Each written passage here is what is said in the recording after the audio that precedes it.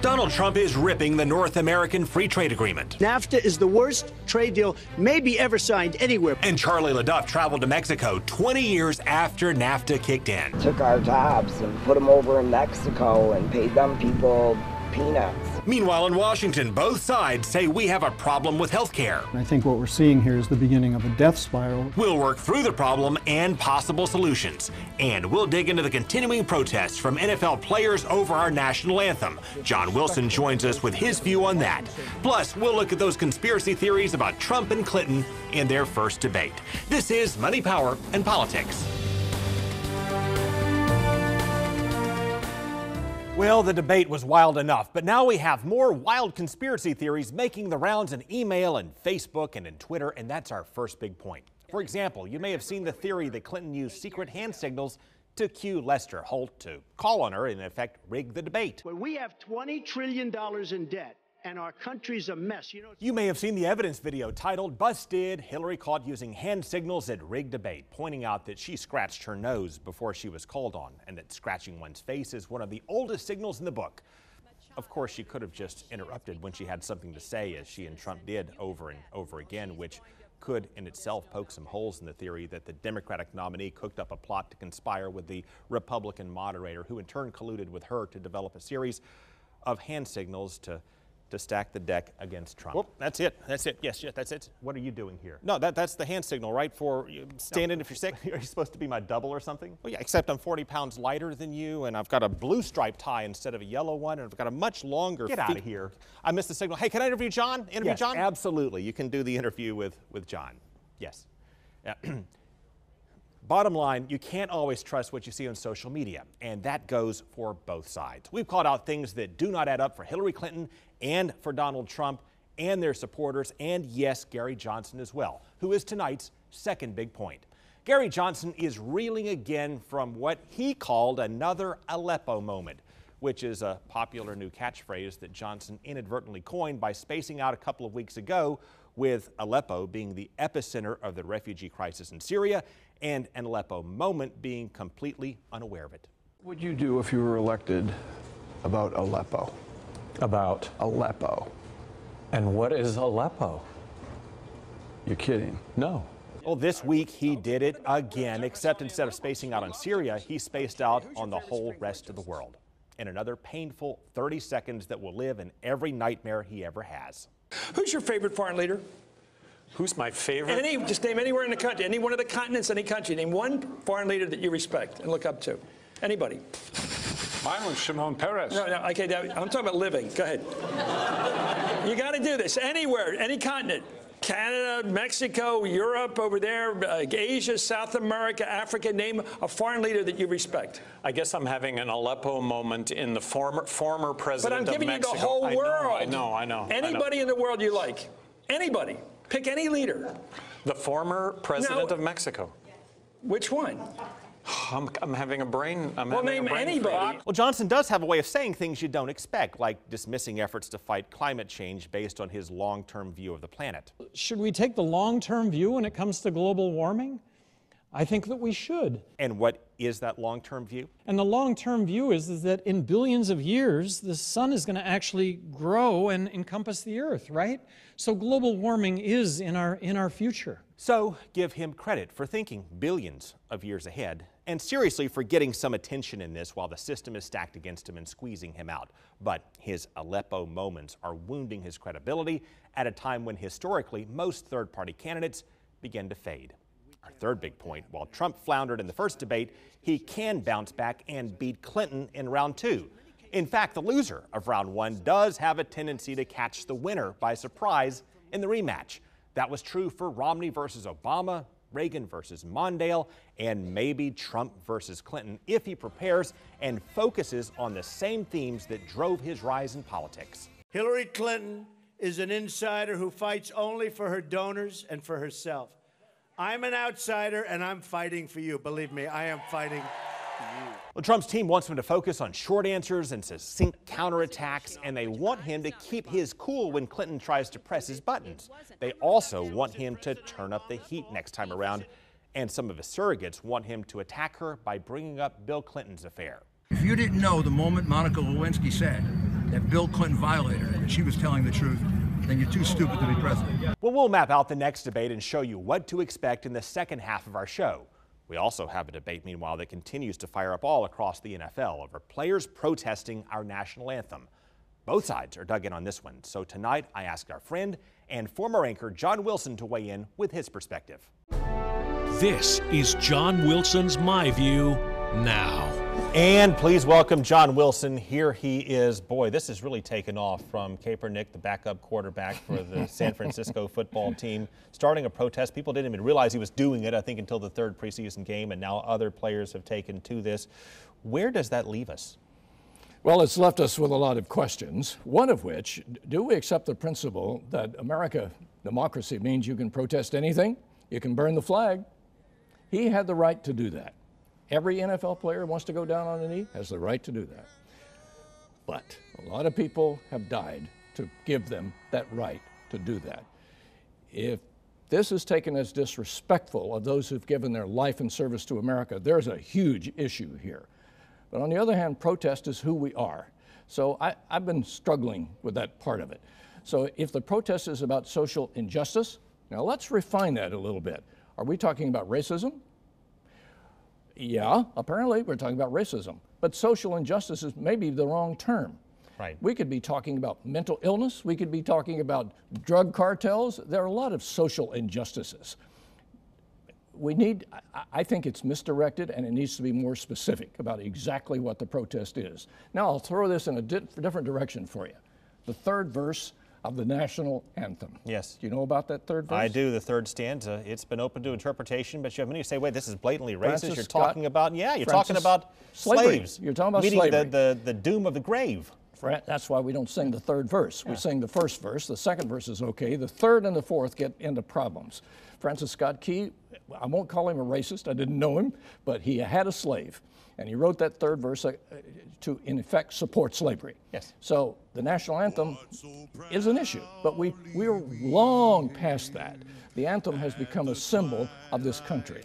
So a protest against this country needs to be more specific from my point of view. How's the NFL handling this in your take? I don't think they're handling it at all because they allow penalties for infractions on the field. I think there's a matter of principle involved here that the NFL has to get behind, and they're not behind it at all. What should the NFL then do? I think they need to set a standard. They set a standard for their behavior on the field, don't they? Yes. Yes, they do. They set a standard for how they behave in public, don't they? Yes. Yes, they do. How do they let this get by? All right, you're the NFL commissioner. You're Mr. Goodell for a day or a week or a year. What is that standard? What does that standard become? Well, it becomes, I think it becomes supportive of this country, and particularly in a time of trial and stress. And the anniversary of 9/11 was one of those. Those of us who were part of all of that in one way or another, we lived through that on 9/11 all over again. Every minute of that goes through our minds. And to see a protest on that day was absolutely important to me. Yes, especially that day. Yeah. Always. John, thank you so much. You bet. Coming up for Throwback Thursday, we'll take a look back at NAFTA and what Charlie LaDuff found in 2014, 20 years after the deal kicked in.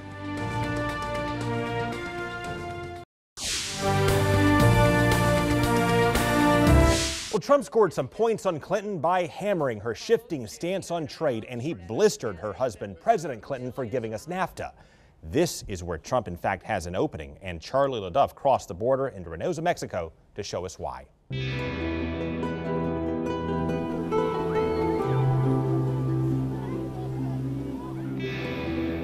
Just above the banks of the Rio Grande, where thousands of women and children are flooding into the United States, you can see the glimmering rooftops of factories, cranking out products that used to be made by Americans. The gains from this agreement will be your gains too. The North American Free Trade Agreement, or NAFTA, is now 20 years old. Back then, they promised us NAFTA would create jobs for all of us and stop the wave of illegal immigration from Mexico. So whatever happened to those jobs? And why are the immigrants still coming? In Reynosa, Mexico, there are dozens of new factories built by American companies. Caterpillar from Illinois is here, Kohler from Wisconsin, Corning from New York, Textiles from the South, and Delphi, the auto parts maker, from Michigan.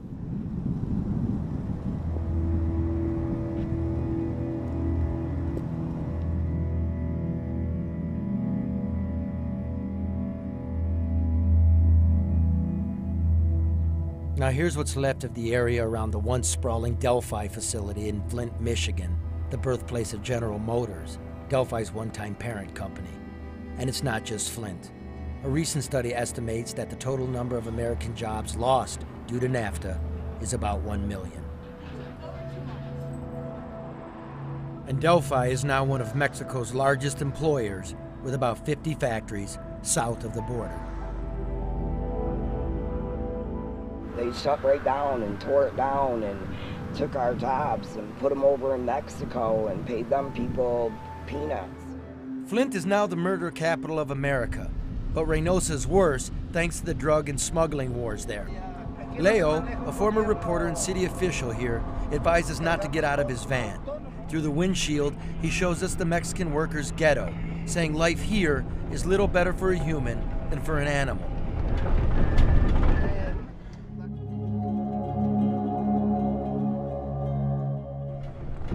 No running water, no power, animals working as sanitation trucks. NAFTA no funciona. ¿Este por semana? This woman shows us her pay stub from an American-owned factory. She earns about $1.15 an hour. Para motor. aire condition. Oh, para air con. Sí, eso.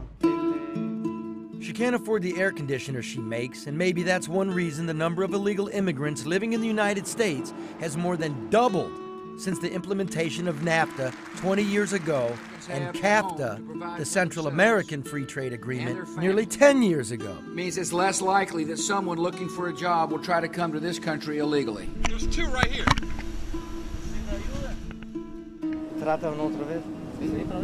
Two Mexican men we found hiding on the riverbank in McAllen, Texas said they tried swimming to America because the Mexican factories don't pay. Congresswoman Candace Miller's calling for a suspension of the trade agreements to motivate the Mexican government to do something about its border. I'm calling on the president to reopen NAFTA, the North American Free Trade Agreement, and also CAFTA, which is the Central American Free Trade Agreement, as well as stopping all the foreign aid that we are sending to these countries that are shipping their children up here illegally, and to Mexico.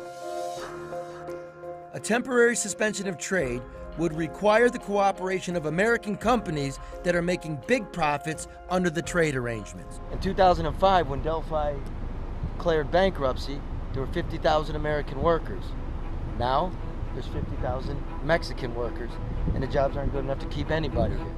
So we got to talk to this lady. We're not going to accommodate the interview. There's a way to do this, and if you have specific questions, we can get responsive to it, but we're not agreeing to do an interview. I'm here. If somebody'd like to say on camera, we don't want to talk, fair enough. No, that's why we're here. We're going to ask you to leave now. Okay. Okay? Yeah. Well, I got this chimichanga for Rod. I wanted to congratulate him on the profits. Claudia, thank you.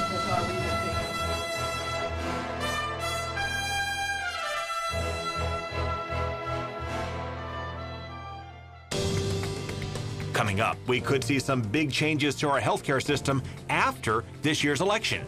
We'll show you what Congress may change and how it could affect all of us.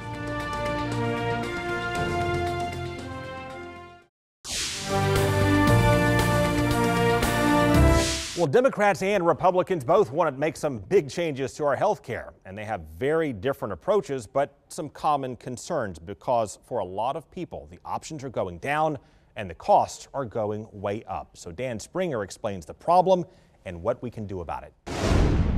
When Health Republic Insurance of New Jersey announced it's shutting down, it became the 17th failed health co-op since Obamacare started 3 years ago, leaving just 6 viable co-ops and many people scrambling for coverage. This as insurance premiums are going up double digits in most places, just the opposite of what then candidate Barack Obama said would happen. If you've got health insurance, if your employer is doing the right thing, we're going to help that employer save $2,500 per family per year. Insurance companies are asking for big premium increases, none bigger than the 60% hike sought by Blue Cross Blue Shield in Texas. Critics say they saw it coming. That basic promise that it's going to make health care more affordable it's not making healthcare more affordable. It's making healthcare more expensive. The problem remains a risk pool with too many sick people and not enough who are young and healthy. Insurance companies are forced to raise premiums or leave the exchanges, which they're doing in droves. Just yesterday, 27,000 people in Indiana learned their Obamacare plans are going away. That's going to be the future, and I think what we're seeing here is the beginning of a death spiral as far as the exchanges are concerned, as more and more companies pull out. The Obama administration points to fewer uninsured and a slower growth in healthcare spending as successes, with the Holy Grail still a public option.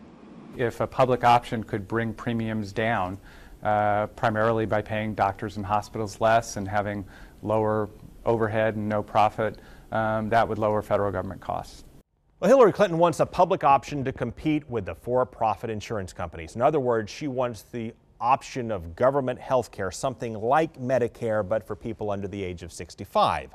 Meanwhile, Donald Trump wants to make the insurance companies compete across state lines because he says that will bring down costs. Coming up, federal inspectors say the administration misused health care funds, and President Obama is heading to Tampa to defend his crowning legislative achievement.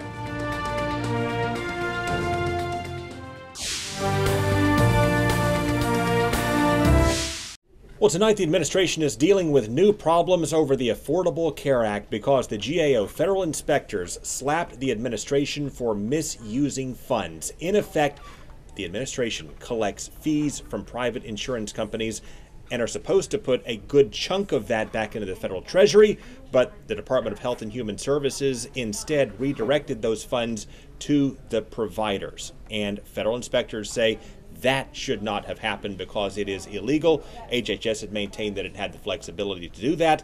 Now this government watchdog says it does not. That will put more pressure on the administration and perhaps drive that push for change we discussed in the last segment of our show.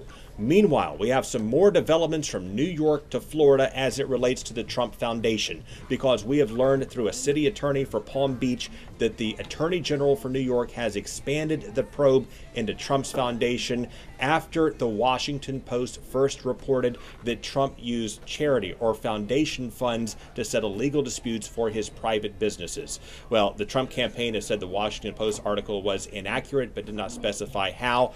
Bet that his foundation and Clinton's foundation and concerns that Trump has that she mixed state and foundation business may be front and center in the next debate. And finally, some good news tonight for Gary Johnson. After an awful gaffe on the campaign trail, he picked up the endorsement of the Detroit News. Now, we're going to have a much better feel of where the race is in Florida. By this time tomorrow night, our pollster Matt Towery will roll out some new numbers for us. That is our show tonight. I want to thank you for joining us. We will see you once more for another round of Money, Power, and Politics tomorrow night. Take care.